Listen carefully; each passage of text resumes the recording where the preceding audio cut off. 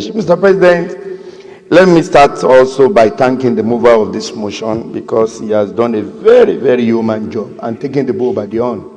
And also to commend my colleague who have said one or two things about this motion. Mr. President, in your earlier submission, you said, what are the solutions? And I agree with you because for my state, we are yet to conduct the local government election. And so far, so good. We are watching and looking at the process. And there are some school of thought in the past who have suggested that we should expunge local government from the Constitution. There are some school of thought that believe that local government should not be part of Constitution as a result of what is currently happening.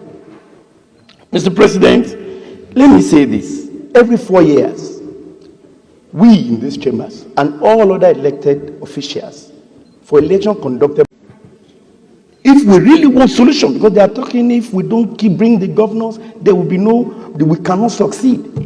And what is the instrument of that they will use? It's because they are not financially autonomous. We can do it here. We are financially autonomous. That is why we can do what we do. So we need to work in that particular area. Mr. President, also, we mentioned about the local government. Yesterday we were here. We started by the Supreme Court pronouncements. Today we are here talking about election. Sir, it must be holistic. If we have started with one, we must do the second leg. We can't do one and leave one. If we have succeeded in having financial autonomy for this local government, you see everybody is running helter-skelter to have one legacy or one thing to show for, either of his representation of anything that he's doing. Because he knows that in the next 4 years he's going back. And if he has not convinced those who voted for him, you voted out. So there is expectation.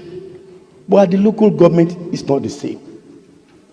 It's not the same. So for the school of thought that believe that INEC be empowered to conduct this election is because there should be expectation.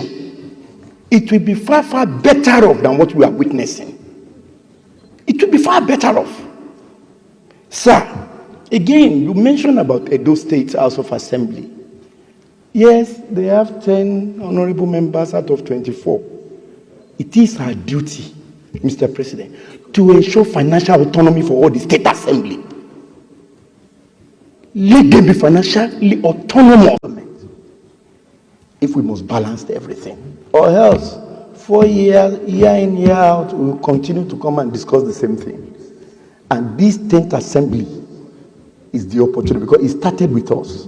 The financial autonomy has started with us. We must complete the transaction. I'm telling you, I agree with the school of thought that we should bring people to the table and agree and let's discuss. But at least for once, we must, if truly we want the grassroots to be functional. The federal government is settled at the federal level, the state is okay, but at the local level, there is nothing.